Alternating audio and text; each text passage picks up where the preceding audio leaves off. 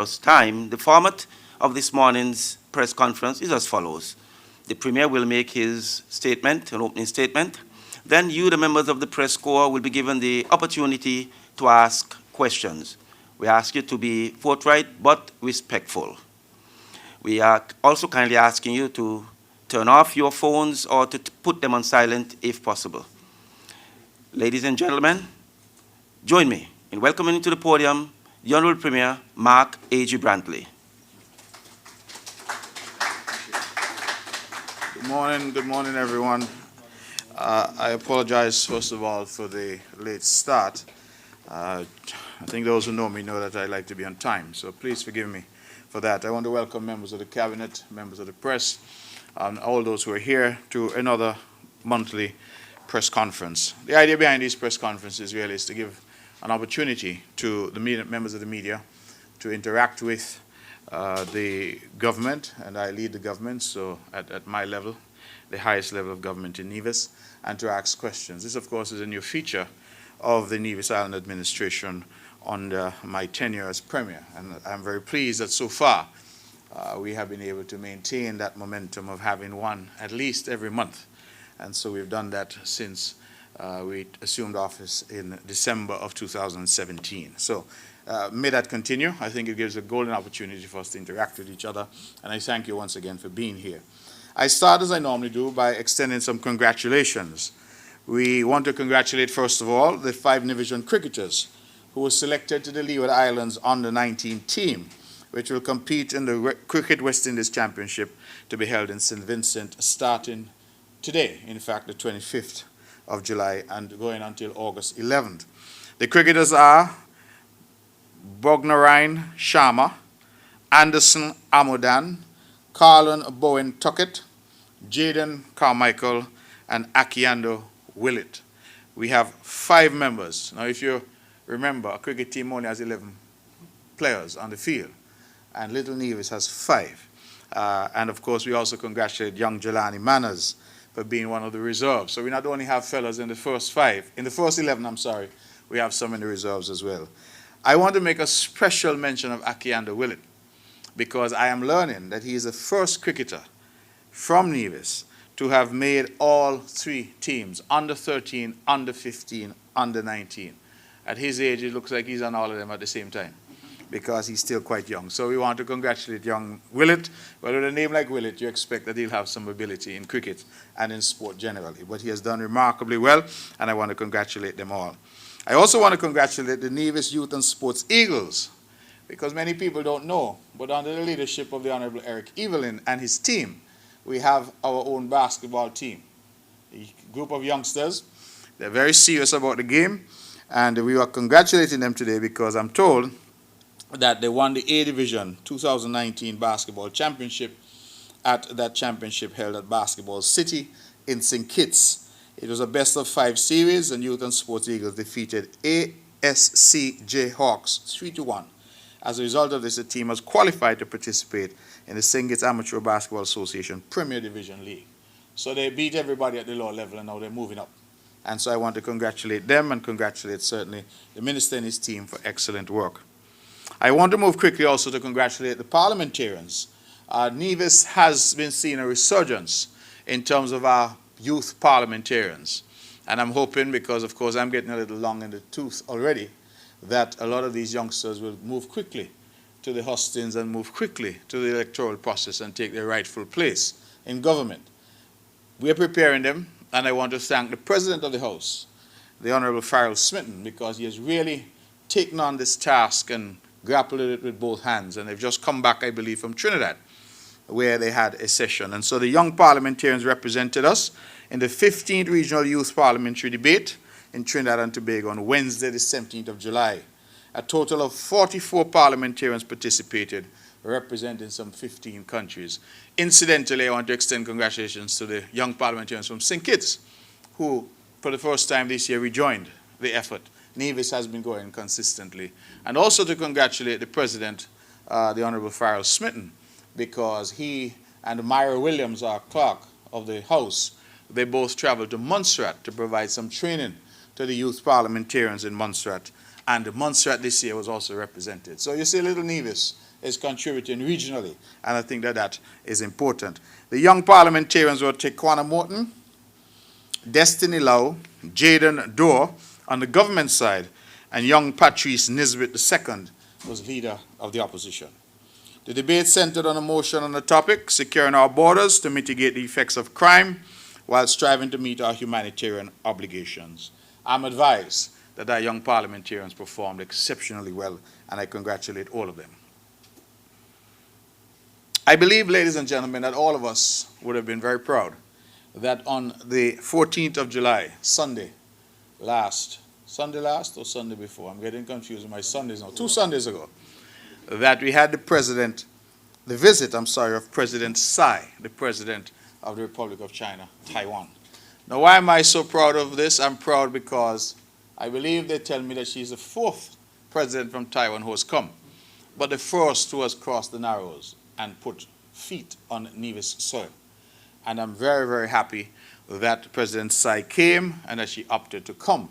And I believe the visit is significant on a number of fronts, because when people sometimes say, what is going on in terms of diplomacy? You travel here, what is happening? I think these are the tangible signs of diplomatic efforts and a diplomacy which is operating at the highest possible level here in St. Kitts and Nevis. As you know, I wear the hat of Minister of Foreign Affairs. I'm very proud that we could bring the President of Taiwan here and expose our people.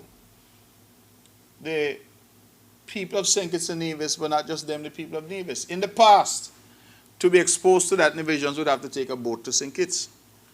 I believe it says something that has changed, and that we now have a president coming here to Nevis. And she didn't just come for a photo op. She came and at the Pinnis Park, which you all know we've talked about for a very long time. At the Pinnis Park, she came and she broke ground there. They will be the major financiers of that park at Pinnis. We have broken ground officially, and we hope that we will have a date soon to advise about construction. The overall project there will take, they have suggested about 2.5 years. And we have Vincent Lai, who is a park landscape professional, and he is going to be embedded here. He's actually already living in Nevis, and he will manage that project for us to get us to completion. I hear people already making a lot of argument over what the park should be called. I'm asking people to just be patient with us and let us finish the park.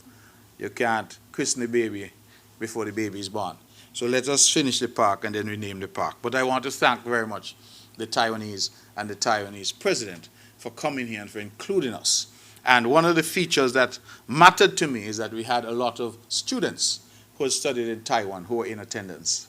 And I thought that that was also significant, because our relationship with the Republic of China, Taiwan, goes back many years. And as I've said before, and I continue to say, Taiwan has not just been a friend.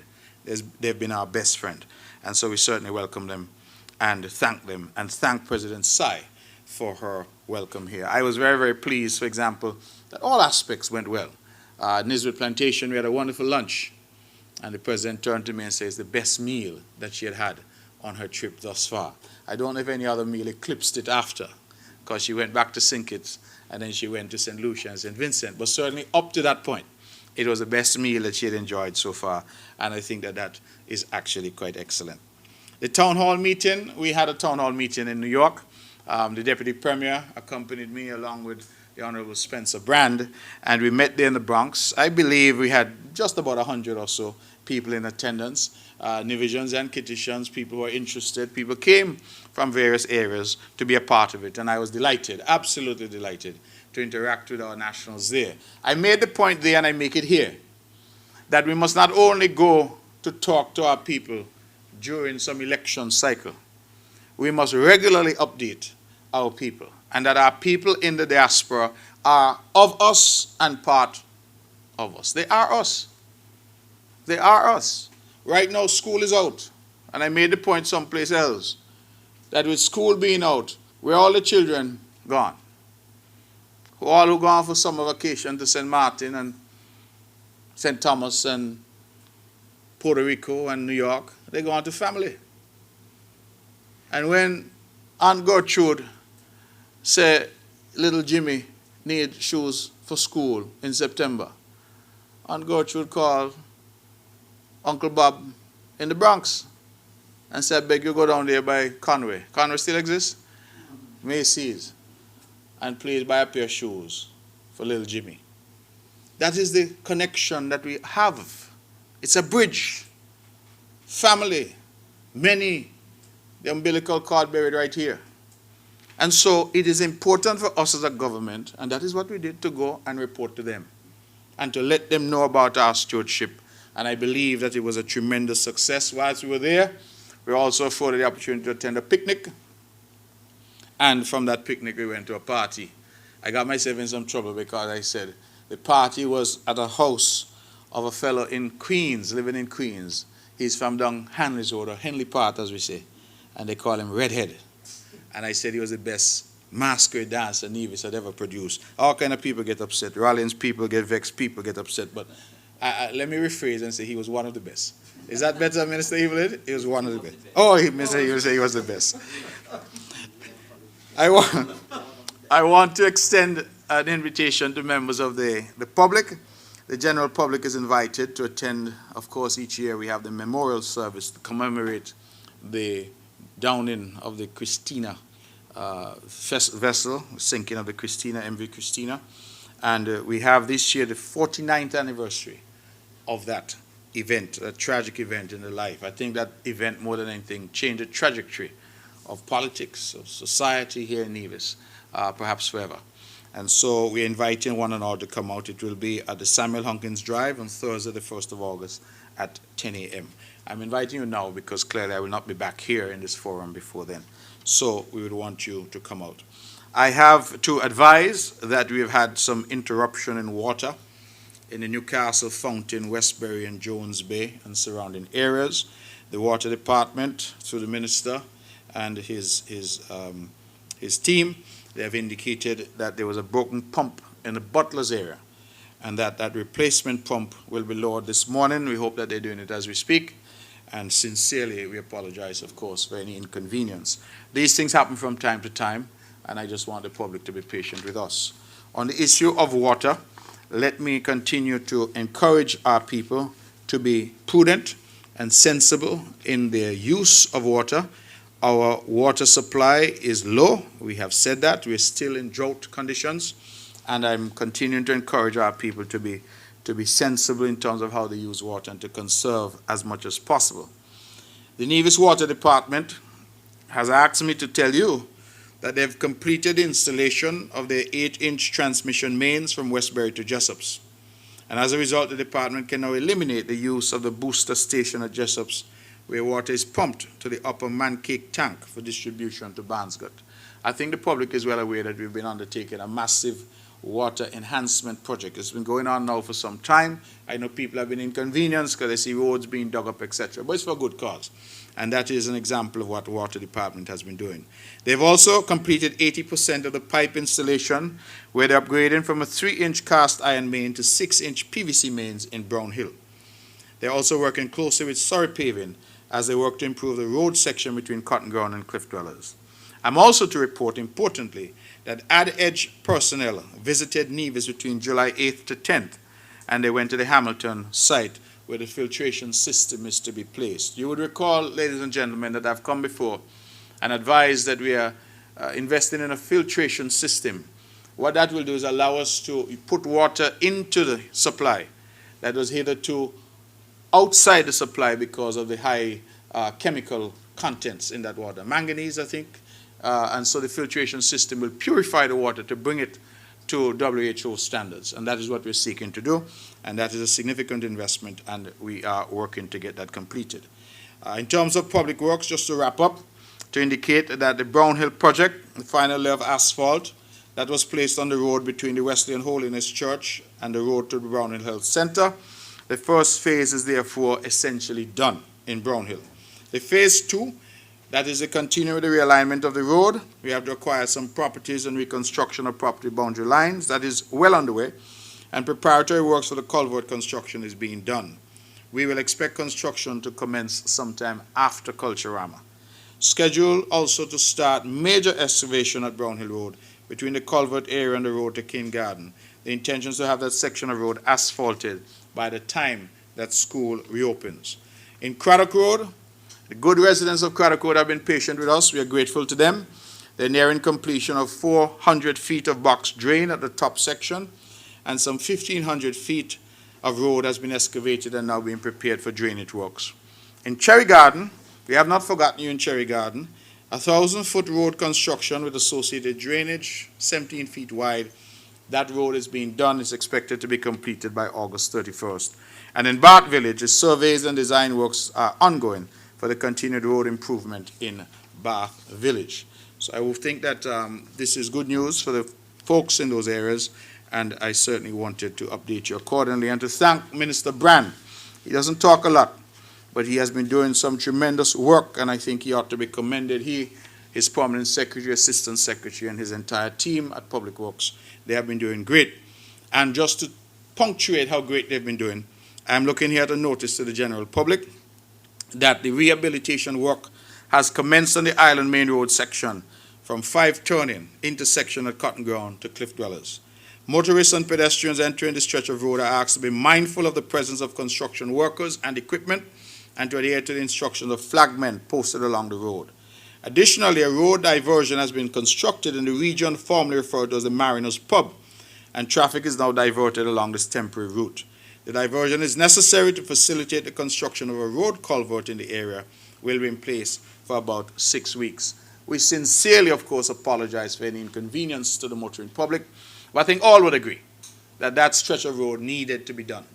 And this government, once again, is delivering on its commitment and ensuring that what needs to be done is in fact done. And so I thank again Minister Brand and his team for their diligence in that regard.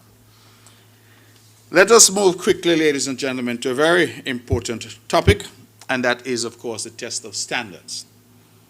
The 2019 test of standards would have occurred between June 11th and 19th, 2009.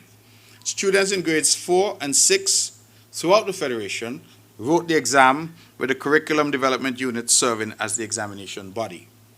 Every year, of course, we wait to see what our students are going to do. And I understand our students each year are under tremendous pressure. We understand that. And until a different system is devised, we appreciate that all of us sitting here have gone through something similar. They say sometimes pressure makes you better. And what they say is it's because of the pressure in the earth that we get diamonds. So it makes you better. The students would have worked hard, and I believe we've had a number of graduations at pre and primary level. And I want to congratulate the Honorable Troy Liebert, who heads the Ministry of Tourism, of Education, forgive me, day to day, and his permanent secretary who's here, Mr. Barrett. And they continue to deliver for the people of Nevis. And I'm very happy because the figures I have before me and the information I have before me says that we want to congratulate young Rusha Sharma from the Nevis Academy. She got the best results in language arts, 96.3%. And the same young lady, yes, Rusha Sharma, she did the best in mathematics, 99.1%. 99. So she missed the 100 by I wonder how the press is going to record that. By So 99.1%. Social studies, young Widelsia Budgeon from the Charleston Primary School. I know the Pearson in education likes to hear that. Charleston Primary School, 90%. And then in science, we had young Widelsia Budgeon again, Charleston Primary School, 98.3%. Kalia Jones, Charleston Primary School, again, 98.3%. And Cash V. Rao, Nevis Academy, 98.3%. Additionally, the students are placed in the top 10. Each year we highlight them and recognize them. Rusha Sharma, 94.1% from the Nevis Academy. Widelsia Budgeon, 93.4% from the Charleston Primary. Rejon Fifield, 89.9%, Joycean Liebert Primary. Cash V. Rao, 89% from the Nevis Academy. Jalik Tyson, 88.7%, the Charleston Primary. Shama Otley, 88.1%, Joycean Liebert Primary. Jedoni Herbert, 87.9%, St. Thomas's Primary. Kalia Jones, 87.6% Charleston Primary. Anira Wilkes, 87.5% Charleston Primary. and Tasha Stanley, 86.3% at the Elizabeth Pemberton Primary. Those are the 10 top students from, of course, the schools that would have performed the best in this year's test of standards, and we want to congratulate them all. I want to single out now the overall best boy, who was Rejon Fifield. He scored 89.9%. He's of the Joyceton Library Primary. And the overall best girl and top student on the island, Rusha Sharma, 94.1%. And Rusha is from the Nevis Academy. So we congratulate them both and congratulate all the schools, congratulate all the students. They would all have done well. And I think that the parents and the teachers ought to be encouraged to continue to work with them so that they can achieve their fullest potential. Let us remember that everybody doesn't bloom at the same time. Some students bloom early, others bloom a bit later. And so we must continue to work with them. And if academics may not be their strength, we must continue to work with them to develop whatever their strength is. It might be music. It might be something in agriculture. It might be something with their hands, an artisan. So let us seek to work with our youth and develop them in every which way possible. That is what we are supposed to do. The prospective teachers course took place between June 18th and 28th, and I'm told 22 individuals would have participated and were exposed to the fundamentals of teaching. We're currently working, I'm advised, on placements for those individuals who would have come through the system and done the training as young teachers. Let me move now to a topic I know that the Honorable Eric Evelyn wants me to touch, and that is Culturama. Culturama is definitely in the air. The official opening ceremony is happening this evening at 6 p.m. at the Cultural Village. We're going to start with a musical prelude at 5 o'clock, and then the official opening gets underway at 6 p.m.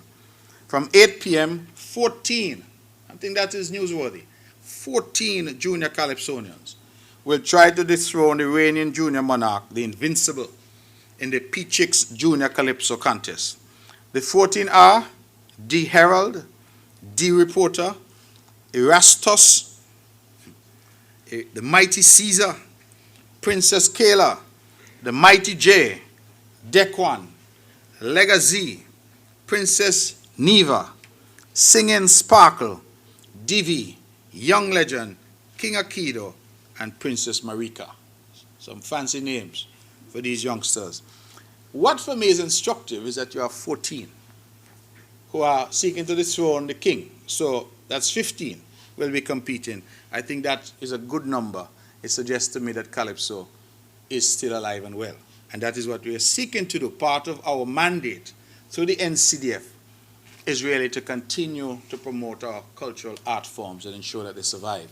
And there's no better guarantee of survival than when your young people are engaged. And so we welcome that, and we invite one and all to come out this evening at the Cultural Village for what looks like it will be a wonderful event. Is there a cover charge? It's free? Absolutely. Absolutely free. It's not only free, it's absolutely free. So you're asked to come out and be a part of it. Other activities, I am to also congratulate the 12 senior Calypsonians who made it to the semifinals of this year's TDC Calypso Monarch competition, as well as to the 7 groovy and 7 power soca artists who made the finals for the National Bank Soca Monarch competition. Now, I just want to say a bit about Culturama and those who qualify and those who do not. I want you to know that the Premier of Nevis does not select judges. Matter of fact, I don't know that any minister is involved in the judging of any show.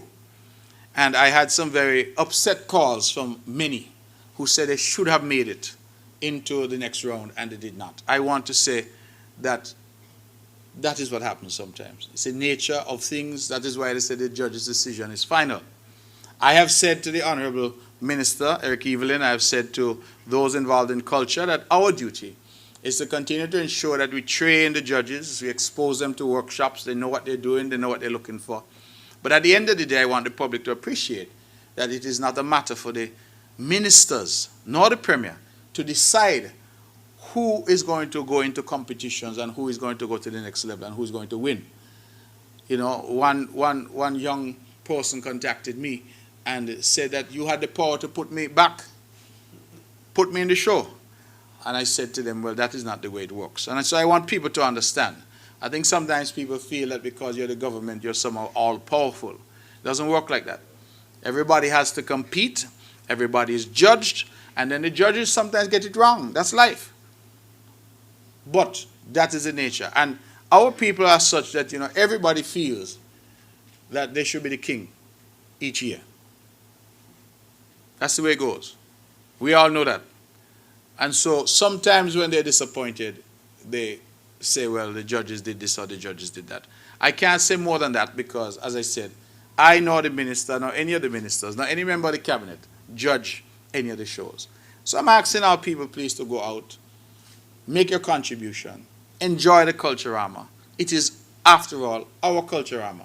And even if your song or your performance did not get you to another round, you still have made your contribution. And you still have your fans who no doubt will appreciate the effort that you would have made. So I just want to make that clear and to indicate that that is how the system works, and to again reiterate publicly that we must continue to ensure that our judges are trained, that they're exposed. Well, I'm told that there's a workshop happening even now. So I think that that is excellent news.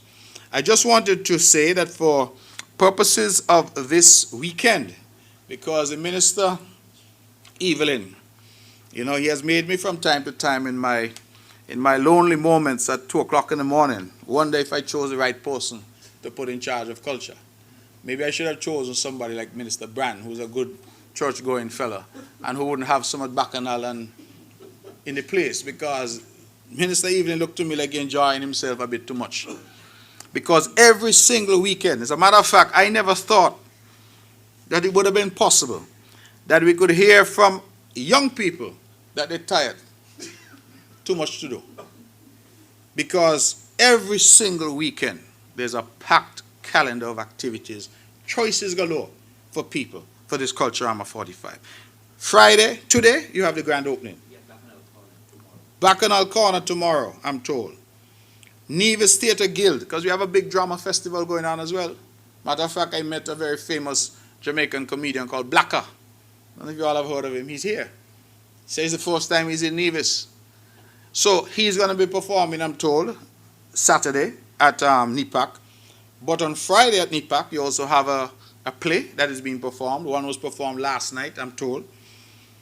Then we have a big show for young fellas like me, Kiss the Band.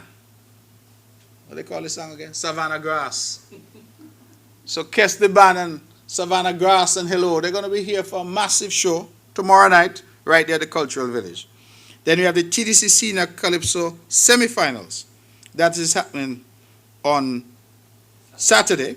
The Empire Sports Club Aquatic Extravaganza on the waterfront, that comes back again. Again, I want to commend the Minister Evelyn because he restarted this event some years ago and has continued with it, and now he's the minister. You see how it goes? If you invest in your community and you're part of the community, you become the minister. That seems to be the approach that he took. And so Empire Sports Club is going to have their aquatic extravaganza, and then the Nevis Theatre Guild, as I said, they have Friday and Saturday, they have performances at NIPAC. Sunday, they have the Queen City Boat Association Poker Run. That is something new, was introduced some years ago, and it's going from strength to strength. Then Tim Keynes and Associates, they put on something called the Culturama Games at the Mondo Track. And I'm told by young Mr. Keynes that he has athletes coming from all around the region, regionally and internationally, to perform. And then the Mr. and Mrs. Talented Youth Pageant at the Cultural Complex. So you see how the thing is set up now? You have to pace yourself. So you go to one, then to the other, then to the other. So when you go to the Tim Keynes and Associates, you go to the Mondo Track for the Culturama Athletic Games. You pace yourself, you go home, you rest for an hour, and then you go to the Mr. and Mrs. Talented Youth at the complex. And when you go to the complex, you're going to see virtually a brand new complex. It has really been marvelously redone. The cover for the stage is now in place, and I think if you have not gone there yet, you should. Just take a peek. When you go back in the next few days, you'll have to pay. So you can go today or tomorrow and peek for free. But it's beautiful what we've done up there. And again, Minister, kudos to you and the team. When you came to us and you told us your plan, we thought they were a bit ambitious, but nevertheless, we were able to achieve some of them, and I believe the patrons will be happy. The Department of Sports is going to host the SKN Sports Summit from August 11th to 16th. The summit is a sports, primarily basketball, training clinic facilitated by Toronto-based organizations. I think I want to really go on record to thank young Kevin Bramble, a youngster from Brownhill, who has been really working hard with this particular event, and he's bringing 4 Canadian officials with him, and he is the main coordinator. So young Kelvin Bramble, take a bow.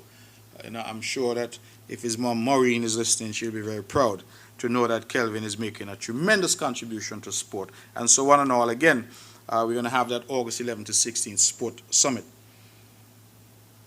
The Ministry of Social Development will this year again present a scholarship to the top test of standard scholar, and that is Usha Sharma from Nevis Academy. The program started in 2015, and to date, some $11,250 has been disbursed to recipients. The students receive $750 per annum for 5 years in secondary school and 2 years at sixth form. I think that that is quite excellent. The Department of Social Development Family Services Division, it continues its summer attachment program for at-risk youths, and the program is now into its 4th year, and currently some 13 children are involved. I want to read this into the record. This program ensures that no one is left behind and all young persons are being taken care of. I believe that that is the mantra, the ethos of the Ministry of Social Development, and that is what we're seeking to achieve and will continue to seek to achieve. Let me continue to move forward in terms of my report for this month. The Department of Marine Resources, the New Indian Castle fisher folk, they reaped a second crop of sea moss. They did that on the 21st of July from their established plots at Indian Castle. I bet you all didn't know that they were growing sea moss at Indian Castle. The group plans to establish more plots in the not-too-distant future. Sea moss farming is now a new venture here in Nevis. Others are encouraged to get involved, and the Department of Marine Resources is there to provide technical assistance where needs be.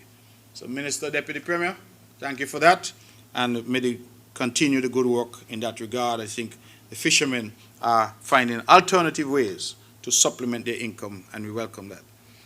The same group, the Indian Castle Fisher Folk, are having a fishing tournament on the 11th of August at Dog Bay in Indian Castle. Again, one and all are encouraged to be a part of that. Jessop's Barnsgut and Cotton Ground Fishing Association will be visiting the established and well-regulated marine park in St. Eustatius. The purpose is to raise awareness of the need for marine conservation among fishers and other stakeholders. And so, again, we're seeking to expose all of our people, our professionals, to best practices, and that is why they're going there.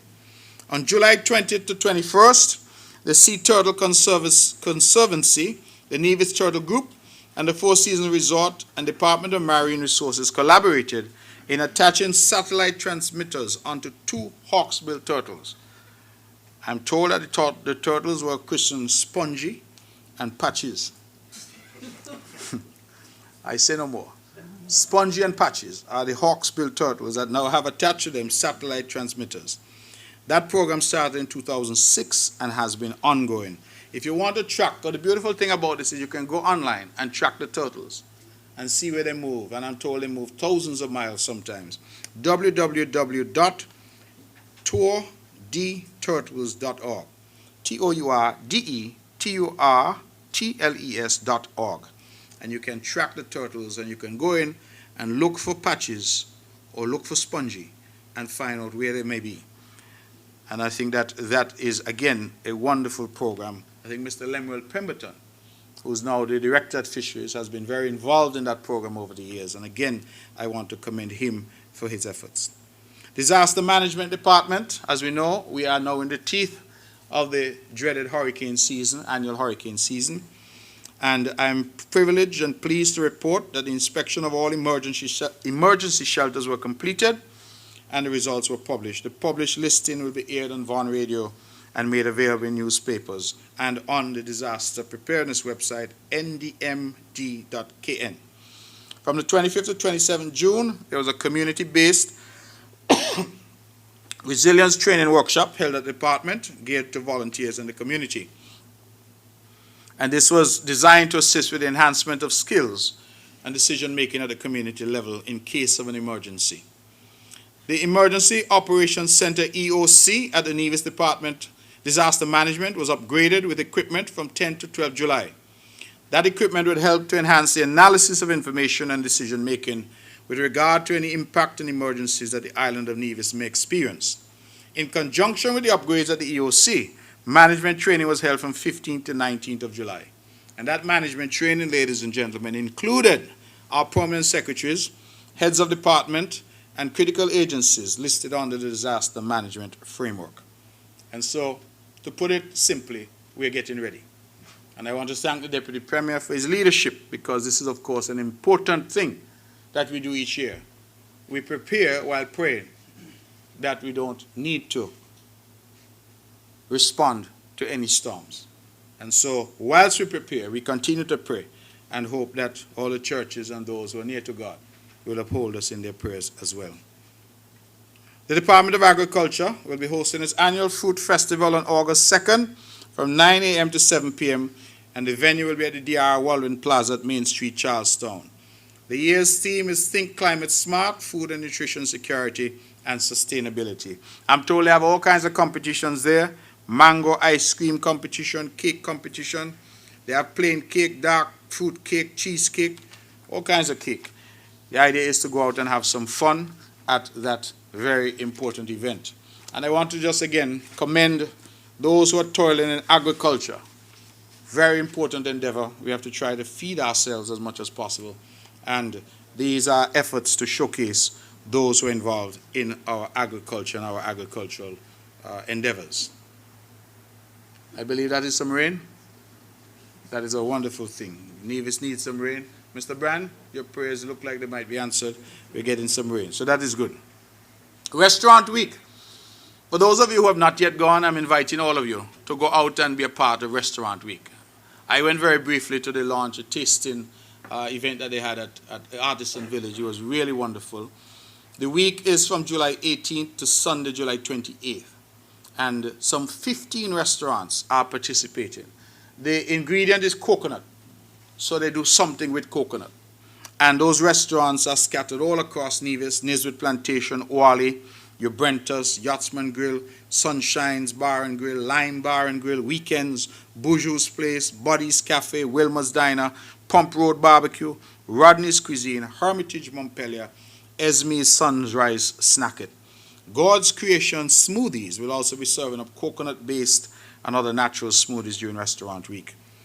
The whole purpose really is to do something during the so-called off-season, when we have fewer tourists, to energize the sector and allow the hotels and restaurants an opportunity to showcase what they have to offer. And I believe that the event, I'm told, at the Artisan Village was sold out, and we had over 250 persons in attendance. The next major Restaurant Week event is Taste the Tradition. That is slated for Friday the 26th July at Rodney's Cuisine, where she will feature a wide spread of local coconut-based dishes which one can sample for easy $10 or less. So we are inviting you definitely to go out there. What Sister Rodney says she's going to have? Mackerel and coconut dumpling, saltfish and coconut johnny cakes, coconut curry mutton with rice, provisions, cook up with chicken, saltfish, pork, baked chicken, conky, coconut tart, etc. They should have coconut water too. So everything coconut. So the idea is to go out and be a part of that Restaurant Week. If I can switch quickly to the Ministry of Health. The Ministry of Health and Gender Affairs announced the recipients of the Medical University of the Americas Nevis Island Administration Scholarship for 2019-2020. Now, you all know I'm very passionate about training and about scholarships. And here we are seeing yet another 2 youngsters getting an opportunity for full scholarship to pursue their dreams. The lucky winners this year are Ryani Ferguson, who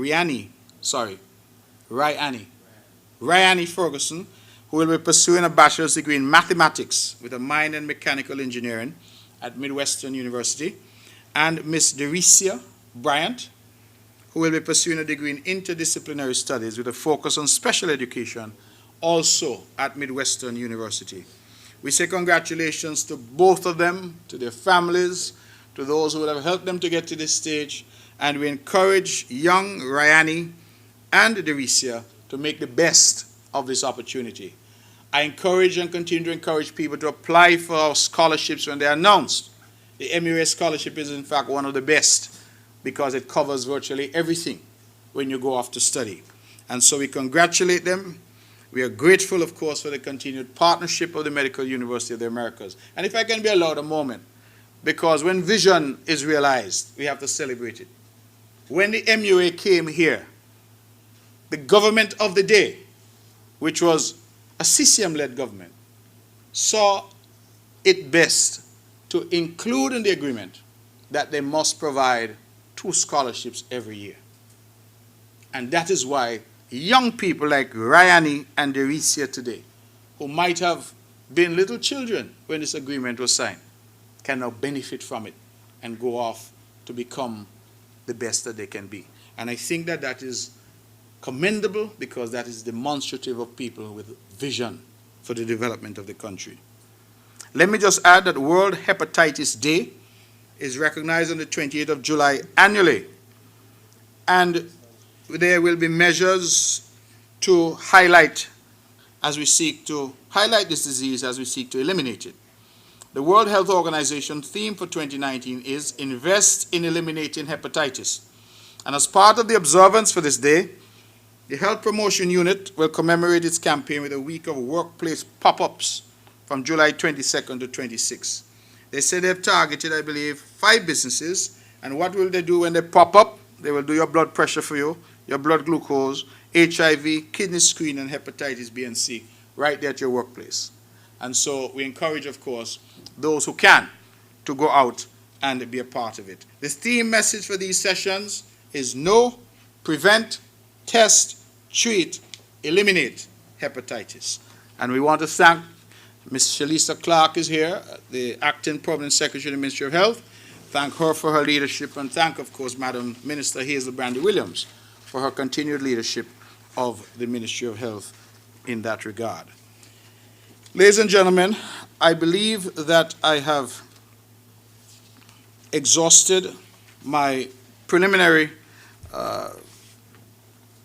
words on this, my introduction that I do on an ongoing basis here when I come each month. And on that basis then, I believe we've gone about 45 minutes. It's enough of you hearing me. And so you will ask me, no doubt, whatever questions you may have. If you have no questions, I'm satisfied as well. It would mean that we have satisfied you in terms of our report for this month. But if you have some questions, certainly we'll take a moment and see how best we can answer them. So thank you very much again, members of the press, for being here.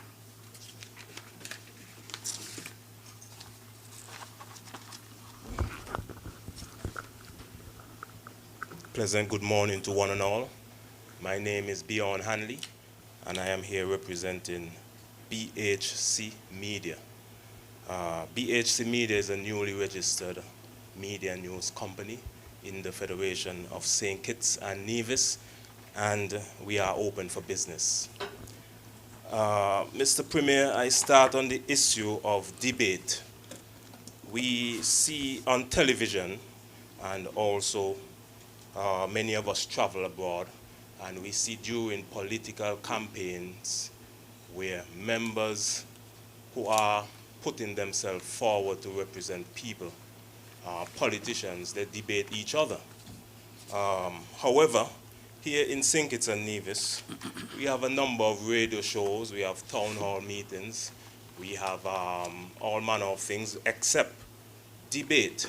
So do you think this is a time we are mature enough as a society to start having debates where candidates who are running for the next federal election can meet each other so that the people can see who they are voting for and debate each other on the issues in the country and their plans for the country moving forward? So do you think, the question is, do you think we are at the stage now for that? That's question number one. Question number two is, several days ago on radio, the Prime Minister, Dr. Timothy Harris, mentioned that the Team Unity administration sent over $200 million to the island of Nevis. The question is, can you give an account on that money? Can you let us know where that money was spent? Question number 3. There was some issue on social media and radio, and so that the Prime Minister, several weeks ago, I believe, when you were abroad at the time, you were traveling, the Prime Minister had a meeting with firemen over at Newcastle.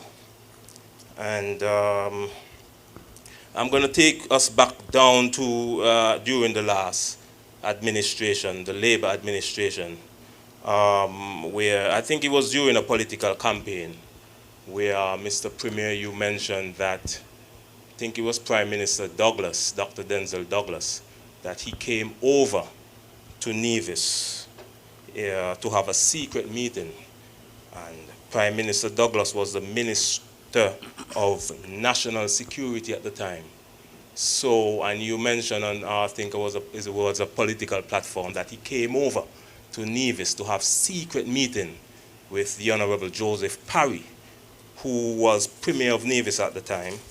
Dr. Douglas later said that he was abroad, so he did not come over. But take it fast forward now to the Prime Minister, Dr. Timothy Harris, came over to Nevis in what appears to be a meeting. Do you think that was a secret meeting as well? Or do you think it was legitimate?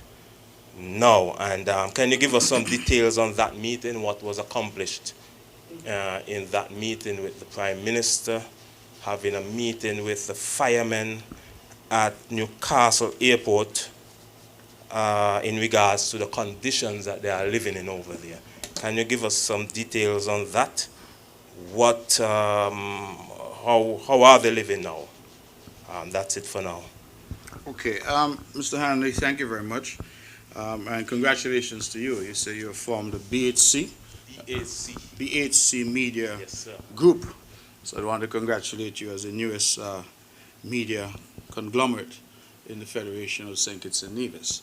I'm happy that you have the confidence in the economy that you have decided to branch out on your own and to do your own thing. I think you're joining quite a few others. I think earlier this year when we looked, we had some 1,356 active businesses. So maybe you're 1,357. So we welcome you and wish you all the very best. In terms of debates, of course, it depends. In terms of what we are seeking to accomplish, the truth is that we do have debates in the country, political debates. They may not be in the format that you have identified, but we have debates all the time. We have debates in the Parliament, we have debates in the airwaves, we have contending views that are articulated. In fact, St. Kitts and Nevis has perhaps the highest number of radio talk shows. Even on Sunday, when we should be giving the Lord praise, we still have them. Saturday, because some praise on Saturday as well, we still have them. We have them at night, we have them at mornings, we have them in the noontime. So the truth is that there's no shortage or scarcity of opportunity for discussion. Now, if the debate that you're talking about is more in the context that we see, for example, in the United States, where people are on a stage being asked questions, I think that the CCM has always been willing to engage in whatever way possible to disseminate information and to ensure that our voice is heard, and in the public square, the conversation has our voice in it, and we're able to articulate our views and our vision for the people of Nevis. I don't think it's a question of maturity otherwise. I think we're a very mature democracy here. I think the democracy in St. Kitts and Nevis is very robust, much more robust than we see elsewhere, and that, you know, literally anybody can pick up a phone and call in.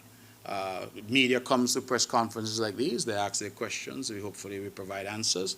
I have a radio show, 2 hours. Other members are on the show. I think Minister Evelyn hosted that show just last night. We are accessible. We are open. We are very available for discussion. And so certainly the question of debate and discussion is not lacking in our country.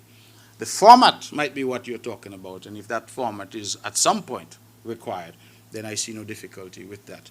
I used to do a little debating in that format when I was in school. Wasn't very good at it, but I believe I could hold my own. So I think if there is a need for that, then certainly that is not something that we would dismiss. Money from St. Kitts, where was it spent? I'm frankly a little surprised that I've heard the figure is off, I'm told, but whatever the figure is. I did a calculation here, and the figure was a little less than 200 million that I got. But whatever the number is, I think that I've been a little perplexed at what the noise is about, frankly. Why do I say that? I say that because it is no secret that when the CCM committed to joining Team Unity, and when we got into office in 2015, we said that there was a condition of that involvement, that Nevis must get some of the resources, not from, and let me be precise, not from the Kittitian taxpayer. All that we spoke about was the resources that were coming in from that foreign stream of income that came in via the Citizenship by Investment program. Let us remember that the numbers suggest that from the advent of the SIDF, the Sugar Investment Diversification Fund, which was introduced under the former Prime Minister, Dr. Douglas, until we got into office in 2015, that fund had passed through it over $1.2 billion. And I challenge all of us who are fair to look back and see how much of that $1.2 billion found its way across the Narrows to the island of Nevis. Matter of fact, I will tell you that my statistics tell me that between 2006, when an NRP administration was at the helm here in Nevis, and 2013, when they demitted office in Nevis, including 3 years, 2010 to 2013, when the NRP was in coalition at the federal government, that the island of Nevis received a grand total of $17.3 million from CBI flows. I want that to soak in for a bit. $17.3 million from CBI flows, when we are told that the SIDF alone had over $1 billion in it.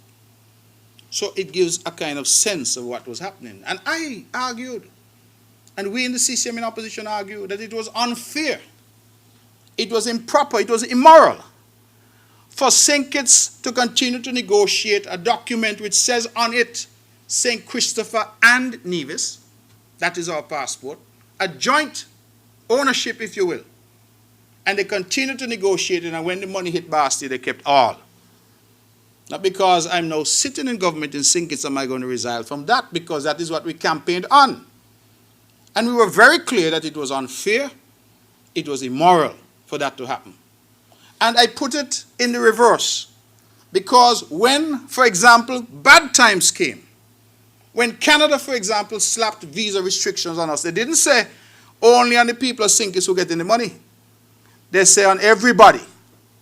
So the man in Brownhill, the man in Low Street, and the man in Butlers now needs a visa to go to Canada the same way like the man in St. Kitts. So if I'm going to help carry the burden, I must also get some of the benefit. Simple argument. That is what it was. And we argued that then, and that is why when we formed Team Unity, we signed a document, called the Charleston Accord. Many people seem to forget that 3 leaders, the Honorable Vance Amory, then leader of CCM, the Honorable Sean Richards, then and still leader of PAM, and the Honorable Timothy Harris, then and still leader of the PLP, right down here at the courthouse in Charlestown, signed a Charleston Accord. And the Charleston Accord spoke, let me quote, Nevis shall receive its fair and equitable share of natural resources based on a pro rata population basis to ensure that Nevisians too will benefit fairly from the returns of national investments.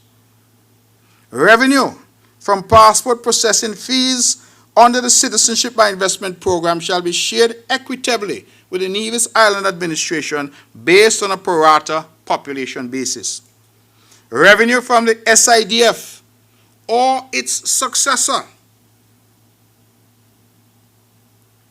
shall be shared equitably with the NIA on a pro rata population basis. The NIA will get the opportunity to nominate representatives on the SIDF board or the board of any successor agency, etc., etc. It went on to talk about diplomats and all of those things, boards and whatnot. But just in terms of the money, I want everybody to understand that the issue of no CBI resources coming to Nevis has always been a sore issue on the island of Nevis. The language I'm using is unfair and it's immoral. It might also be illegal, but I'll stick with unfair and immoral at this point. And one of the bases, the fundamental bases, underlying CCM's decision to join with Unity was to create greater equity in the country. And to say to Nevisians, just like now that you can have Nevisian ambassadors and heads of mission and members of the diplomatic corps, that equally, whenever this document, which is our passport, is negotiated, the people of Nevis must benefit from it as well. I hear a lot of times people talk about, oh, look at all the development happening in Sinkis. Sinkis is booming. And my question that I often ask is, and this is not a recent question, it's a question I've been asking now for the last 15 years. Take away the CBI, and what is left? Because every hotel project that you've seen has been funded through the Citizenship by Investment Program. Park Hyatt, Kittitian Hill, Marriott and its various phases now, Koi, all through that avenue. And I believe that Nevisians need to understand what it is we are seeking to achieve. And so, when I hear this chatter about 200 million, 198 million, whatever the number is, I want to know what is the chatter about. Because I'll share something with you all today. It still hasn't yet reached the fair share that Nevis should get. And I'm saying so plainly. It has not reached the fair share that Nevis should get. But to have moved from 17.3 under NRP to 200, let us use that round number, under CCM, it tells you that at the very least we are getting a better share than we used to. And I don't understand why Nevisians seem to be upset by that. The headline I would want to see in Nevis is, why isn't more coming? That's the headline. But instead of that, Nevis people start to cuss and say they get 200 million, as if there's some magic to it. We didn't get a check for $200 million, you know. This is money that has come in increments since 2015. And it is, again, let me emphasize, nobody in Sinkis who paying VAT, money getting to Nevis. Nobody. Nobody who brings in a car in Sinkis and pays customs duty, that money does not come to Nevis. The only money that we're talking about is the CBI money. And if I'm wrong, then let me be wrong. But I will continue to say that it is a joint asset, and the Charleston Accord sets out how that asset ought to be handled. So, 200 million, significant compared to what was. Small compared to what should be. And we will continue to work with the federal government to say that the Charleston Accord, which formed the basis of our engagement, has to be honored and respected. It's as simple as that. I don't think there should be any argument, because we didn't sign this down at Pennies at night when nobody saw it like the other people did. We signed it on the courthouse step with hundreds, if not thousands, witnessing the Charleston Accord as the basis for engagement between the three parties that now make up Team Unity. So I am not resilient from that BHC. Now, you ask, where has the money gone? Again, I am puzzled by that question. And I recognize you said it is something that is being said in the media. The reason I'm puzzled by the question is that I think the projects are on the ground. Whenever this government, if anything, they say that the government talk too much. I've often been accused, I say, Mark, you talk too much. I like to talk. I like to tell people what is going on. The opportunity for you as a member of the media to come here and question a premier did not hitherto exist every month. From I finish today, you could start planning your questions for next time, because you know I've come back every single month. We have a new openness. There's nothing here to hide. First of all, the Nevis Island administration has a budgetary process each year. The man sitting next to you, P.S. Doe, has been at the helm of that for some time. We go through that process in minute detail, paragraph by paragraph, line by line, and we come up with our expenditure and our income for the year. We forecast. We say this is what we would like to do. Sometimes we get to where we want to do, sometimes we fall short. Right? But the budget is there. The budget then goes to the Parliament. We have the budget debates each year. And each year, the Parliament must pass a budget. And in that budget, it sets out Ministry of Health, how much million? Ministry of Agriculture, Ministry of Tourism. Those documents are made available to the public. Any member of the public can go at any point in time, get a copy of the estimates, and look through. You want to know how much Eric Evelyn is making? You want to know how Pierce Wakely Daniel is making? It's all there. When there's a need sometimes to go back because we have overspent, we go back and we get the usual warrants that are done in the House. When there's a need for a guarantee for a loan, or we're lending, borrowing, we go back to the House and we have a full discussion there. There is no secret here in terms of government finances and government expenditure. None. And that is what we've done. And on each occasion, when a project has been done in Nevis, we have come to the public, we have said how much has been received for the project and what the project is. And so, for those who may not have heard before, let me say again, the CBI expenditure in Nevis, we had a water taxi pier, $6 million. We said that. Sporting facilities around the island, $2.5 million. We said that. Geothermal project, this did not come to us, it went to the developers. $7.7 million under an arrangement with them and the SIDF. The Mondo Track Phase 1, $10 million. The airport runway at Vance Armory, $2 million. The tower at Vance Armory, $1.5 million. The Alexandra Hospital wing, $9 million. Equipment at Long Point, $1 million. The Watsilla generator for Nevlec, $13.5 million. Treasury building, $6.5 million. The water project ongoing, $2.5 million. And recently, we got a $1 million contribution to the Newcastle Police Station. A project which we estimate will cost somewhere in the region of $4 million. And I want to again go on record to say that the NIA, in fact, has secured funds through a loan to finance the Newcastle Police Station.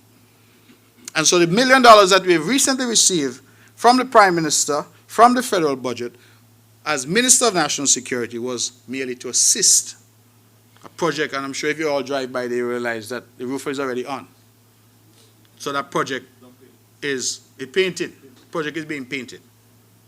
So I want people to understand that even though police is not a responsibility of the NIA, the same estimates I talk about, go through them. You don't find any line item because national security is a federal matter.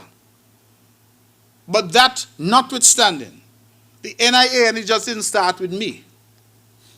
It happened under the Honorable Vance Emery, and it also happened under the Honorable Joseph Parry.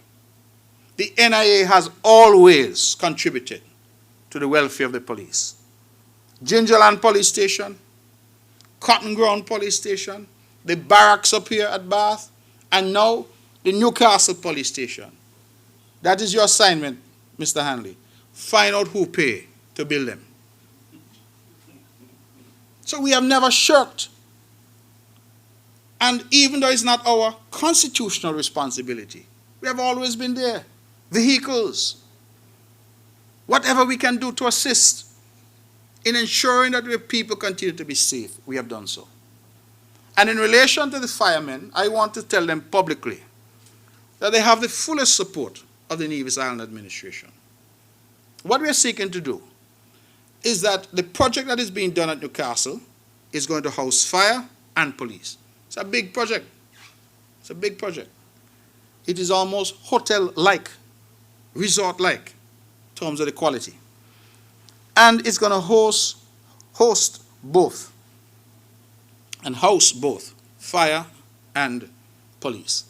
And so we anticipate that what could happen is that the firemen based in Newcastle may also be able to service the fire hall at Van Samry, where the problem now lies. And we can perhaps refurbish that to ensure that we have the requisite number of firemen there as required by our IKO requirements for safety and security. But they may not have to stay there because, our airport isn't open all night. So they may not have to stay there all night. It may well be, and I say may because we're taking some advice on the matter, that they can retire to better and more comfortable accommodation where they actually live at nights after the airport has been closed. But during the daytime, we will ensure. So what can I say by way of update? That there will be a temporary arrangement that is made. I believe that a private facility is being renovated for them, and we will get in there and do the necessary work. I believe Public Works has already been contacted. Minister Brown, am I correct? To get in there and seek to remedy the situation. And so, again, going back to this question of what is money spent on, I think that money is spent in accordance with the projects that the money is earmarked for and in accordance with our budgetary commitments in relation to various projects. And let me be clear that every penny of government money that is spent is subject to the supervision of the Director of Audit. I think that is important. And I want also to go on record to say that when we got into office in 2013, after spending 7 years out there in the wilderness, we met the audit situation in government in shambles. No audit, as required and mandated by the Constitution, had been laid in the House for many years. And under the leadership of Van Semry, and continue now under my leadership, we have ensured that the Director of Audit brings the accounts of the NIA up to date. And I'm advised by the Director of Audit that this year, God willing, will finally be up to date. Am I correct in that, Mr. Doe? That will finally be up to date. And so when people are out there talking about money is being squandered and no accountability, you managed an island from 2006 to 2013, not one Director of Audit report was ever produced. So there was no way that anybody could tell what was happening in terms of government's finances. It has taken this government to say, no, that is not correct. The Constitution mandates and requires that this be done, and this is a necessary check. That is how we know if there's overspending in a ministry, and if there's overspending, why it happened. That is the role of the Director of Audit. And this government has said, listen, bring us up to date. And this year, by the grace of God, we will finally be up to date. And I hope that never again in the history of this administration do we fall back into that kind of morass that we found ourselves in. So I like to hear the chatter, because the chatter sometimes has to be measured against the facts and the reality of the situation. So I want you to know that. You talk about secret meeting.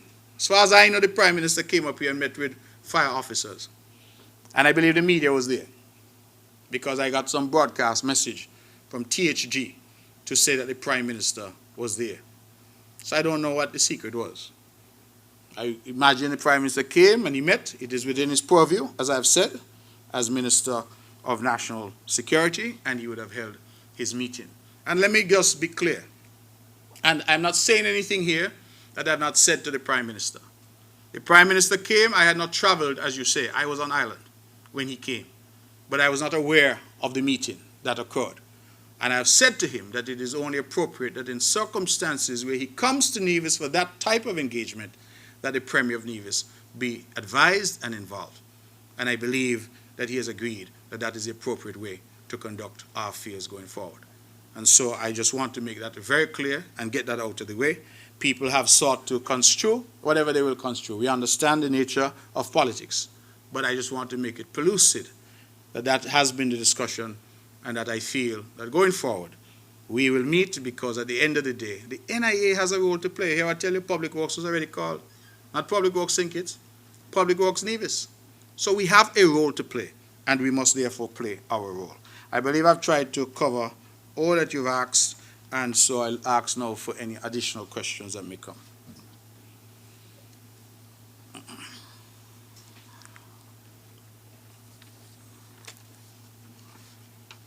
Good morning, Mr. Premier. My name is Glenn Bart from SKN Newsline. This is St. Kitts. Morning, Mr. Bart. Welcome. Right, thank you. Now, Mr. Premier, politics and elections are in the air.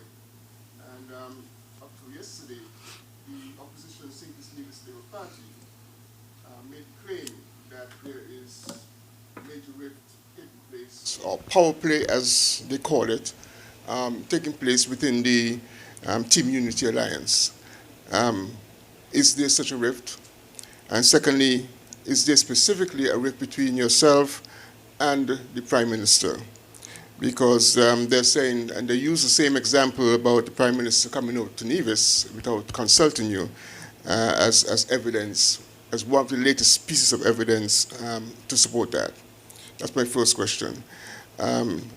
Secondly, my second question, how difficult is it now in today's environment to attract large-scale foreign direct investment to Nevis for such projects like hotels, hotel development? And you have mentioned briefly something about geothermal. That's my third question. Wanted you to provide an update on that because at some point it's been going on for such a long time that some people believe that it is dying a slow death. So if you can comment on that, where are we really going forward? Will we get there? Thank you, Mr. Premier. Okay, Mr. Bart, thank you very much. I believe this is the first time I'm seeing you at one of my press conferences, so welcome. I hope you'll come back. Is there a rift in Team Unity? I do not know. That's all I can tell you, because I'm not aware that there's any rift. I believe that there are many who would like to see a rift, and there are many who would like a rift to develop. But I cannot say that I'm aware that there's any rift. Yes, the Prime Minister came to Nevis. Yes, I was unaware of the visit, and yes, he and I have spoken on the matter. That, to my mind, is what mature people do. It's what leaders do. They have a discussion, and they resolve whatever misunderstanding there might have been. And so I don't see that there's any rift. I have a mandate to manage the affairs of the island of Nevis together with a very skillful and capable team that the people of Nevis in 2017, not so long ago, elected overwhelmingly. And I believe that that is our task, not to get involved in the noise, because there's a lot of noise being made. It seems to me nowadays that a man gets up and he says, Mark Brantley is a thief, stole some money. And then the media called me and asked me, are you a thief? Because somebody say you're a thief. I'm not getting involved in that. My job is to manage the affairs of Nevis. My job is to play my role in relation to federal matters and those ministries that have been entrusted to me. And I make bold to say today, as I've said elsewhere, that pretty soon it not will only be me, it will be others as well.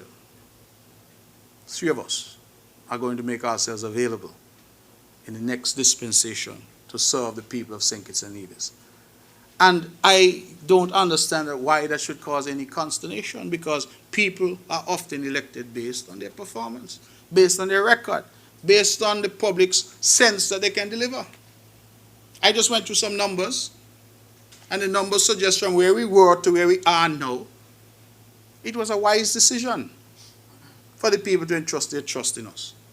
And that is what we are seeking to achieve and seeking to do. The Prime Minister and I, again, I believe that the Prime Minister and I have a good relationship. Certainly on my part, I would even go so far as to say the relationship is an excellent relationship. Whether or not others would want to say something different, that's a matter for them. But from my perspective, I see no rift. I see sometimes in any relationship there are misunderstandings, there are even disagreements. But mature leaders discuss these matters.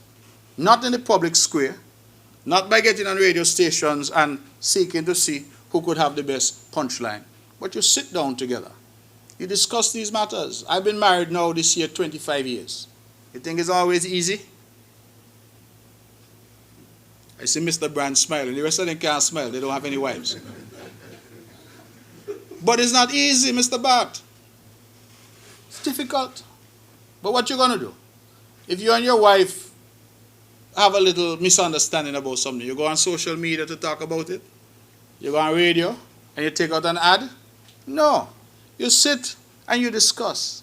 And that is why I say I don't think there's any rift.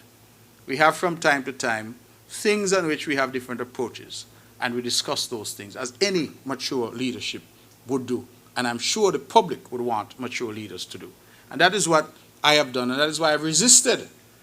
Various radio stations have called, they want to interview me. I'm the most popular person now in St. Kitts Nevis for an interview. Why? Because they want to know what the Prime Minister do, what he mean by that. Only one man can answer that as the Prime Minister, not me. But my view is that we have to do the job, and we have never to lose sight of why we are here, which is to serve the people that elected us.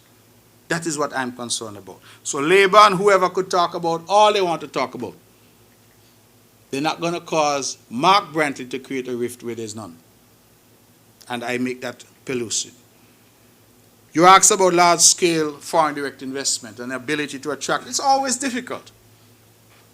People sometimes feel that you just go out and snap your fingers and investors flow. It's always difficult. And for Nevis, particularly with hotel, we have some limitations. People want to come, they say, well, where's the airport? How am I going to get my guests there? Is it going to be more expensive? Etc., etc. I have not myself engaged in too much of a debate about investment, because we have investment that is happening every day here on Nevis. And oftentimes, and I'm happy that you note large scale, because oftentimes we ignore the mom and pop who's employing 2 people, and we say that somehow doesn't count. But we want the man who comes with the briefcase and say that he's a big investor, and that is what counts. This government has taken a view that all investment is important. But until the big man comes with his big hotel, we're going to encourage our small business sector. We're going to ensure that it grows. And that is why today we have BHC announcing that they are in business. Confidence in the government's ability to promote and develop small businesses. So I'm not shying away from that. But in relation to foreign direct investment, Nevis, for example, has been able, after many, many years, to attract recently an international bank. And by my tally, based on my discussions with them, they've already invested upwards of $7 million US in terms of purchasing property and investing and transforming that property. We have currently the Four Seasons Resort under construction, closed since the 1st of June.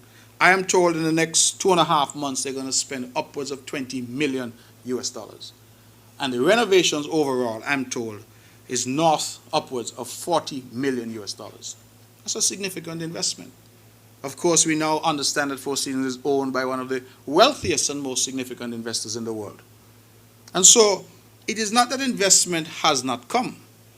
Perhaps it is convenient for some, because I have come to a point in Nevis to realize that some of the people who work in, even now at Four Seasons, and collecting significantly through contracts and otherwise from the investment that is in, they'll be the first in line and say nothing happening. And there's no investment. So that is why I keep saying, we must learn, I think, those of us who offer ourselves for public service, to ignore the noise and focus on the substance. An old man once told me, if you kick at every barking dog, you'll never get up the hill. Sometimes when you hear the barking, you just let the barking go.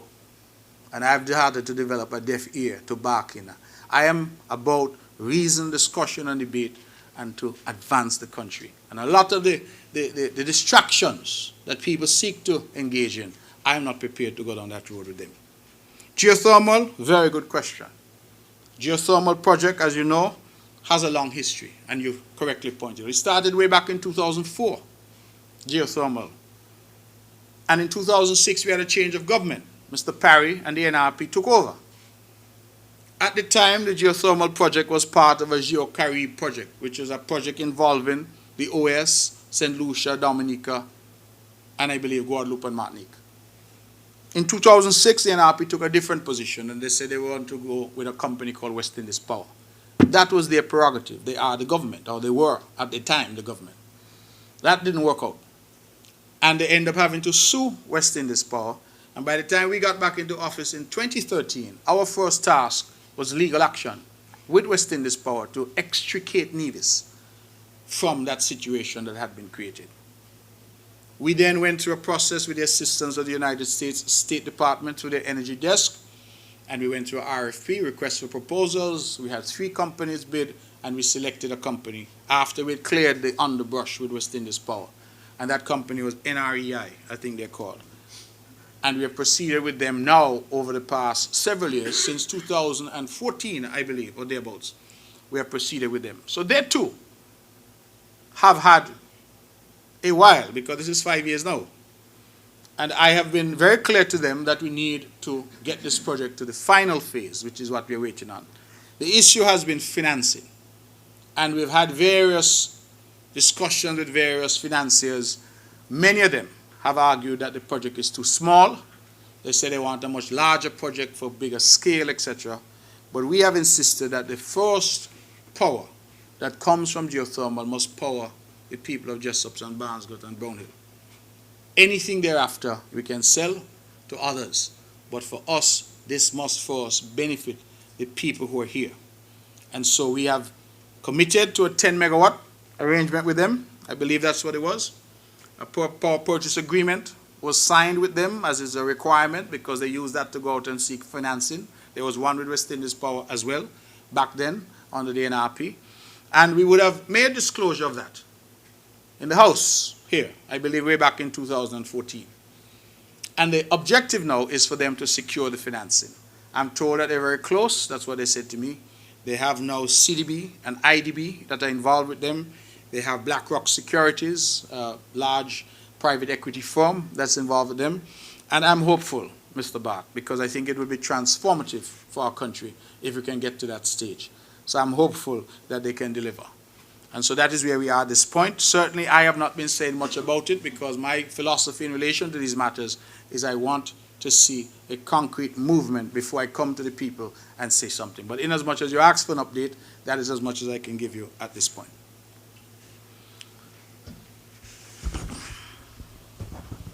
Good morning. Good morning. Washington St. Nevis Observer newspaper. Good morning, Ms. Washington. First thing, roads. Every year, road users are asked to pay a road tax. If the government is collecting a tax for road use, why was it necessary for the government to borrow money to do the construction of the road now? And why was the decision made to start the project now, a week ahead of Culturama, knowing that it will be the most busiest almost for the year? Mr. Premier, I guess I will call you the Green Minister, because you are the one who keeps saying that you want Nevis to go green. With that said, I guess... Careful what kind of green, eh? Okay. With that said, you would have just given an update on geothermal, but is there an update on the waste-to-energy project and the ban on styrofoam? Last time we were here, someone asked a question on B&L Worldwide Limited, and I think you said that the 6-month period is either over by now or almost over. Can you also give us an update on that? And last question, I remember a couple months ago, you would have said that for a government to get out of, for a party to get out of government, the fastest way is to have a lack of electricity and a lack of water. Mm-hmm. With that said, we're going to the Fernhill situation. Why wasn't the issue treated with more urgency by the government?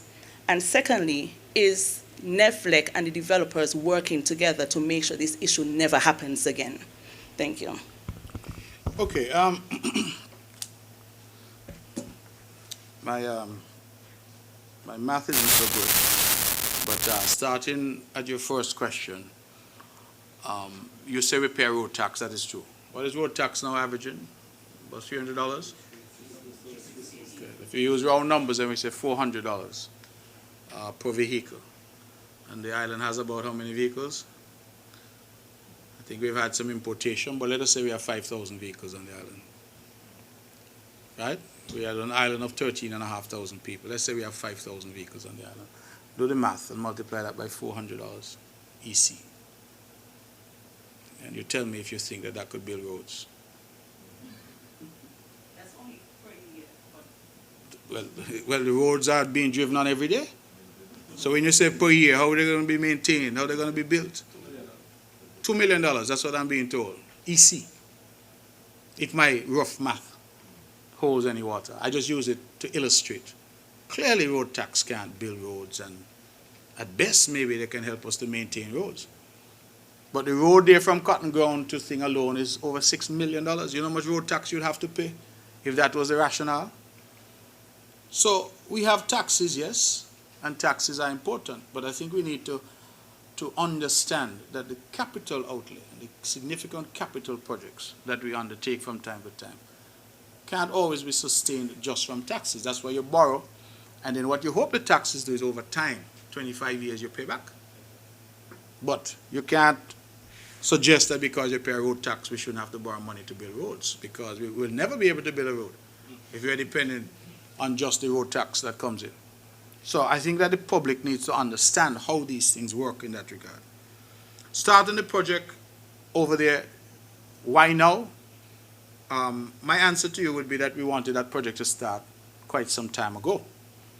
We had an issue, of course, to secure the financing. We had bids from 3 companies. We had to evaluate the bids. And then we selected Surrey Paving, and we have an arrangement with them.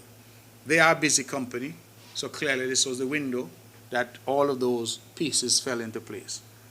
Now, we could have had a choice and say, well, leave it, and then we do it at some point in the future. But any delay on that road is just delaying the inevitable, that we have to do the road.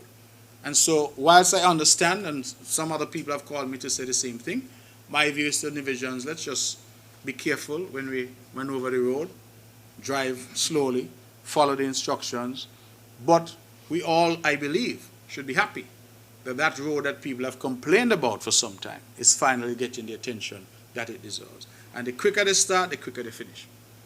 And so my hope would be that certainly that road is done in short order, and then we can get about our business. But I understand, I think it's a fair question about timing. But for us, all the pieces have now fallen in place. The money is there, the contract is available, and we say rather than delay it, we don't know, for example, if we delayed it for another month, if Surrey might have been available then. So we say, let us get it out of the way, and my hope would be that they have God's speed as they try to do it.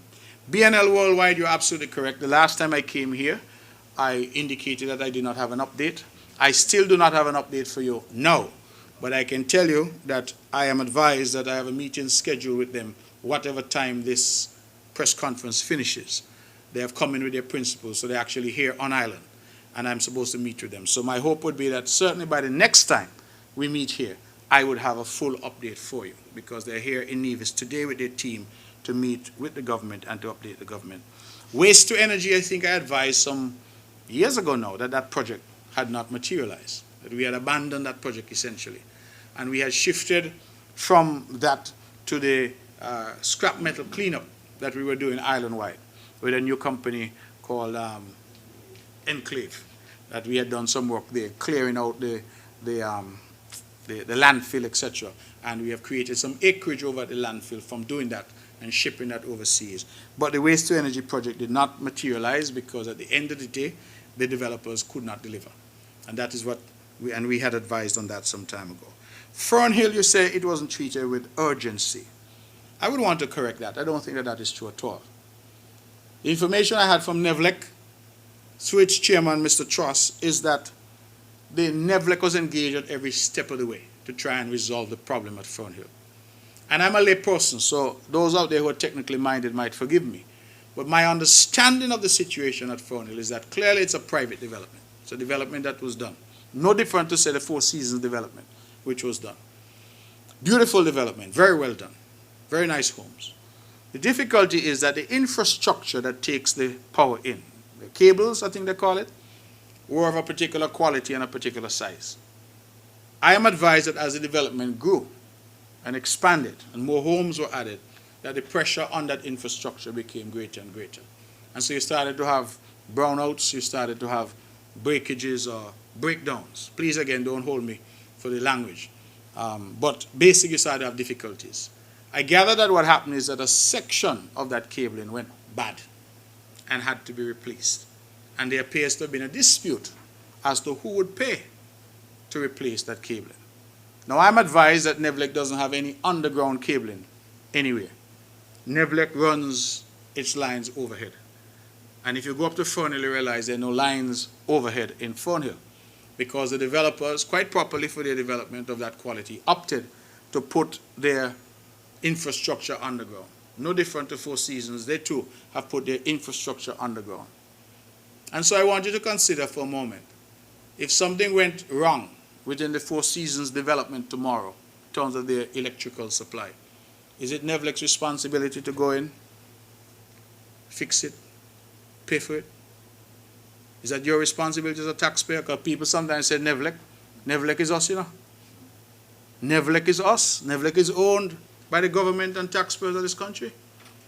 So would you, Ms. Washington, as a taxpayer, be willing to foot the bill to repair something that broke inside the Four Seasons Resort Estates development? I think most people would say that is not our responsibility. Our responsibility is to deliver power to the source, to the connection, whatever that is. So if it's here at Social Security building, we deliver the power to the building. And then if you're inside the building in the ministry of the Premier and something goes wrong, then that is not for Nevlec, that is for the Premier's ministry or Social Security to bring their electrical engineers and their people to be here to make that happen. So really, Nevlec was on site, and I think at the end of the day, this matter was resolved with the full assistance of Nevlec and the full participation of Nevlec. Nevlec technicians, in fact, I have photos showing Nevlec technicians were up there late into the evening trying to do the best they can to restore and working with the private contractor, who I understand was Stellar Engineering, to get the good people of Fernhill back with power. I want to be very clear, Ms. Washington. It is not for the government to step in to every dispute that is out there and that's happening. It is not, and people seem to feel that once people contractually otherwise have a difficulty, it's a Premier must solve it. That is why they have some people in town called lawyers, and they have a place there under the clock called a court. That is where people must look to if they are to resolve disputes. So I want to be pellucid that Nevlec's role is to deliver a reliable supply of electricity to every community in the country. But you cannot pass on to Nevlec the responsibility, the financial responsibility. And maybe when I use Nevlec, people don't understand. So you can't pass on to the taxpayers of Nevis the financial responsibility of maintaining infrastructure that was not put in by Nevlec, that is not owned by Nevlec, but that is the infrastructure that the development put in to deliver power to the homes in the development. So we feel very badly that homeowners were affected. I'm told that some Christmas ago they went for 2 weeks without power up there. So it's an ongoing problem for that development. And I believe the developers, the homeowners, everybody should get together to try and resolve it. And Nevlec stands ready and willing. I believe I can speak as a minister with responsibility for Nevlec. Stands ready and willing to meet, sit, and see how we can work this out so this problem does not reoccur. But I'm not going to allow people to accuse Nevlec or say it is Nevlec's fault, because you can't pass on that kind of cost to Nevlec when Nevlec had nothing to do with any installation of infrastructure. If I run poles up by you and something happens, then obviously Nevlec comes and Nevlec fixes its poles. Why? Because the poles belong to Nevlec. The lines belong to Nevlec. But if you put in your own system and something goes awry, you can't expect to pass that cost on to the taxpayers of Nevis. And so that is the dispute. That is what happened. And that is why I made it clear that Nevlec stood, stands, and hopefully will always be ready to ensure that people have a reliable supply of electricity in whichever community they are. And it wasn't based on any lack of urgency or lack of care on our part. We were ready. I'm told the technicians were there to hook up the development once the development was in a position to be hooked up. So that is the position there in relation to Nevlec and the Fernhill development. Let me end by saying I am delighted that they are back. They have power again, and I'm hopeful that this situation does not reoccur. And I invite them, all of them, developers and homeowners, if they see it necessary, to meet with us and to meet with Nevlec so that we can resolve this problem together. But that is as best as I could put it for you.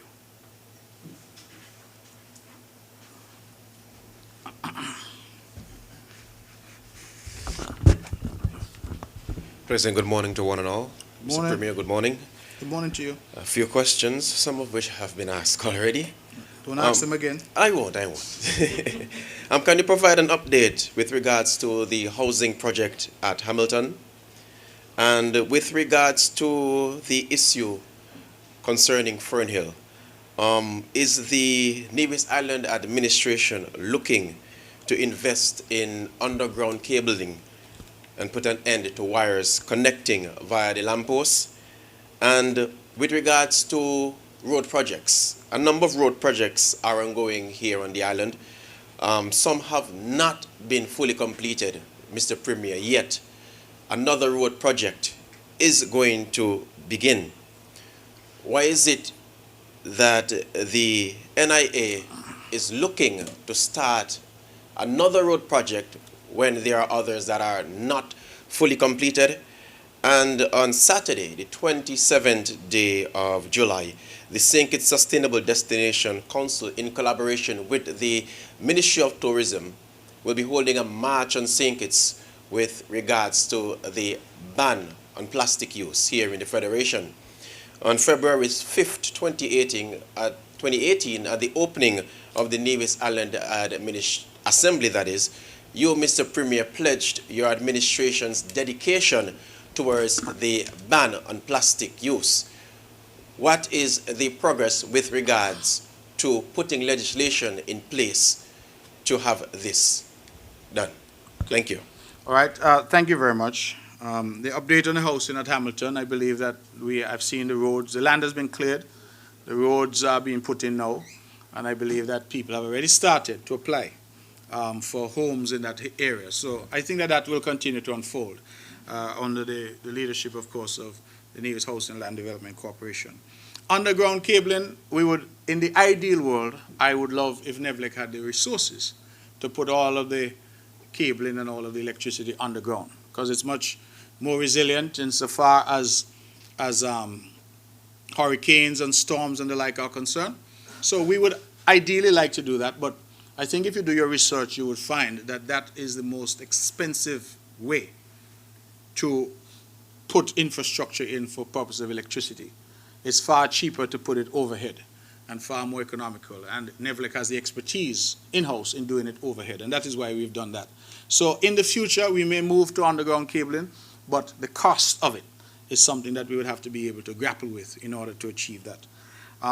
Road projects ongoing. I smiled to myself when I heard you, because if I see a house being built in Jessops by contractor A, one being built in Barnesgut by contractor B, one being built in Cotton Ground by contractor C, what is the problem? 3 different contractors building 3 different homes. I would look at that and think that that's progress.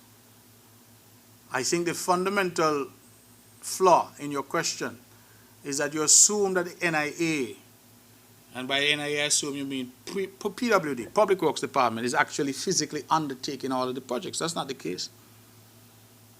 The project that is being done from Cotton Ground to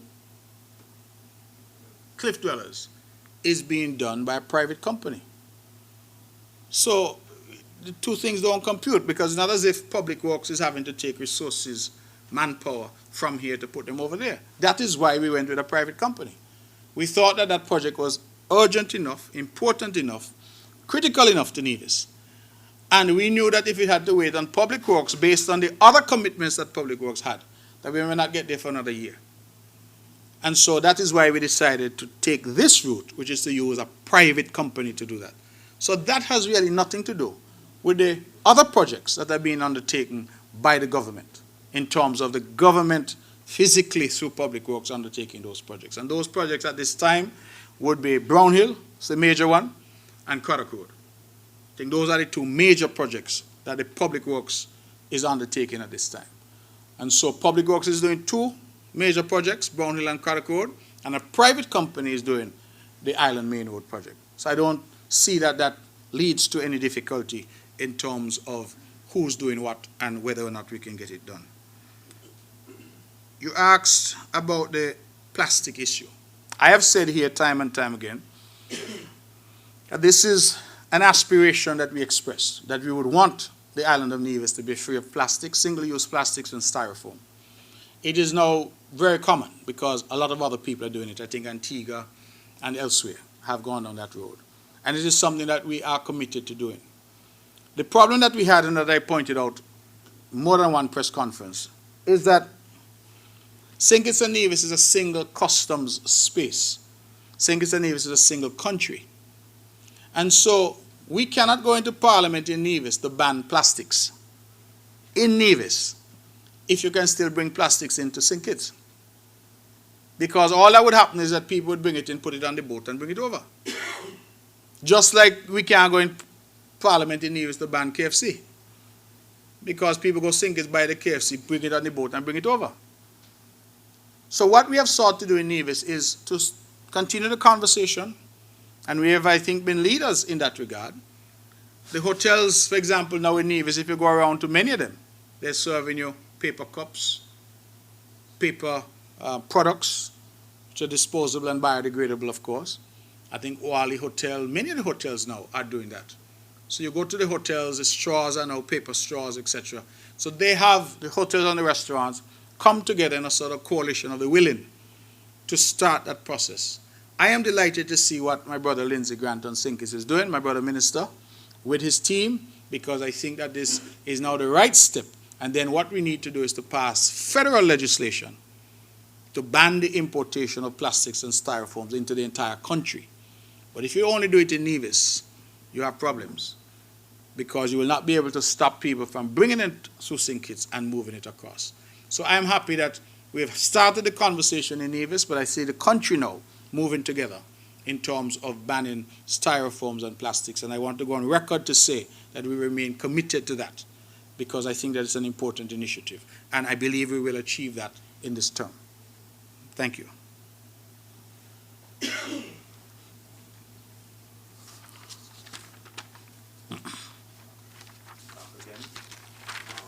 Premier, thank you for your kind words in regards to the PHC. Yes. Sixth Form College.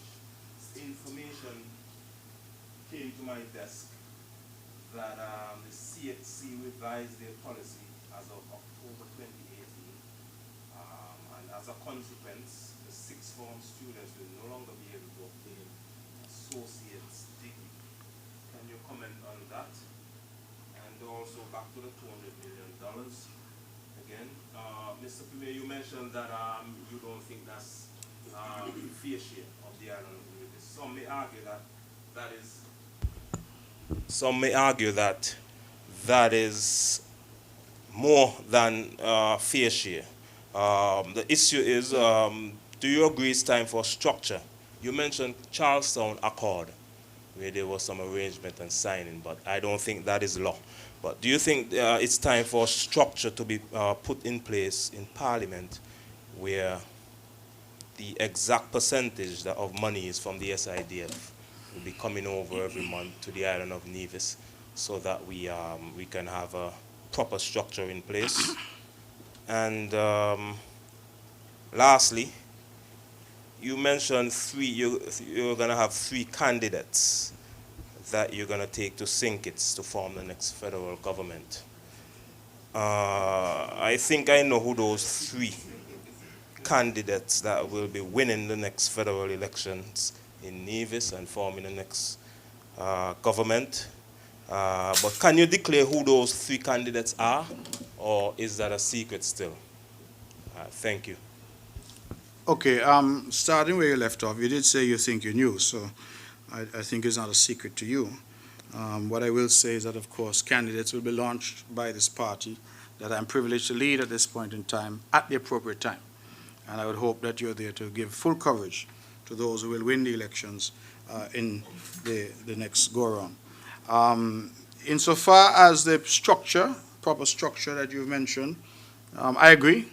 I think that the Charlestown Accord set out what the understanding between the parties is and was, but that we should move to a formal and proper structure. so that nobody is having to say, I give this, so I send that, or I want this, so I want that. But that parties know. It is also important, Mr. Hanley, from a planning point of view, because when you're going to forecast in Nevis, for example, what your revenue is going to look like, what your expenditure, you can't just leave these things to chance. You have to be able to have a clear understanding of what flows are going to come. And so I agree wholeheartedly, and that structure for sharing is something that I have been advocating on. I have, in fact, engaged with the Prime Minister on it before, in fact, since I believe the 6th of June last year, and I continue to engage to say that this is a matter that has to be resolved so that there's some certainty as to what the position is going forward. I mean, my situation is simple, and I don't think that there ought to be any argument.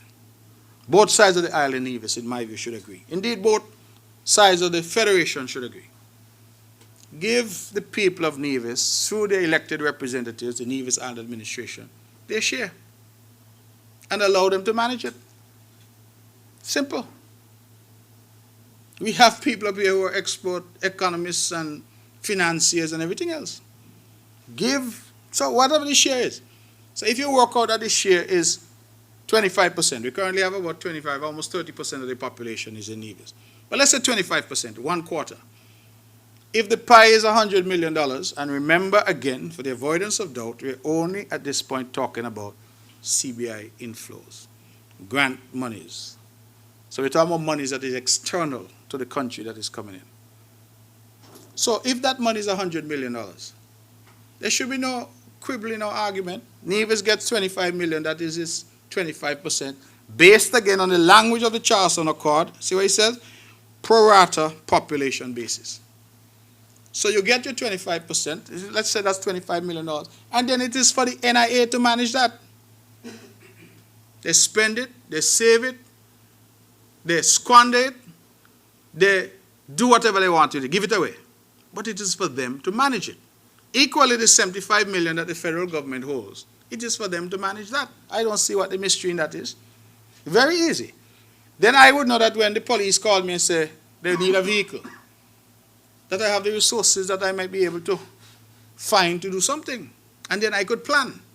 Because I could have a realistic forecast, and you know that, listen, this is the amount that you expect to get. The current situation, it depends. And I'll tell you,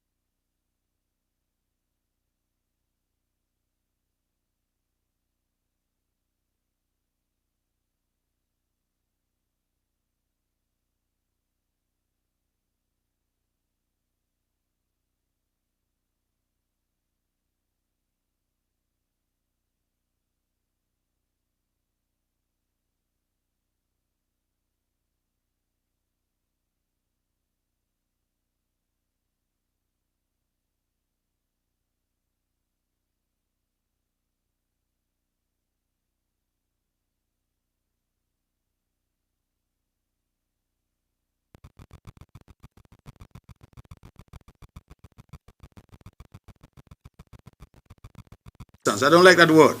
Any share became available to the people of Nevis again.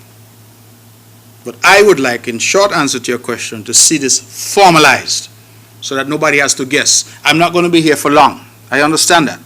I'm on the stage now to play my role, then I will have to exit, and somebody else will be on the stage. But whoever is on the stage, should have some certainty in terms of these financial arrangements. And that is my position, and that will continue to be my position. And I believe that I speak for the party, Concerned Citizens Movement, in that regard. I don't think that there's anything else. Oh, the CXC, you said revise their policy as of October 2018. I will have to certainly defer to the good people in education. Mr. Hanley, I will come back to you on that if you'll allow me. The sixth form, of course, continues to turn out exceptional students, and they continue to be able to find places at universities globally. But in terms of the specifics of not being able to get an associate degree, I think that that's a matter that I'll have to take up and come back to you. So please forgive me, I don't have a ready answer for you on that one.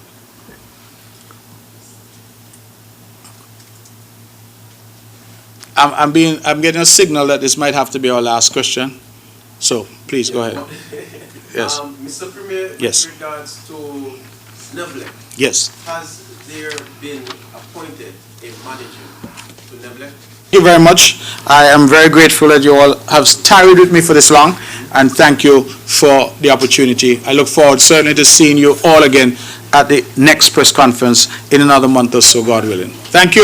Enjoy the Culturama this afternoon. Make sure to go out and enjoy your Culturama celebrations. Thank you. God bless you.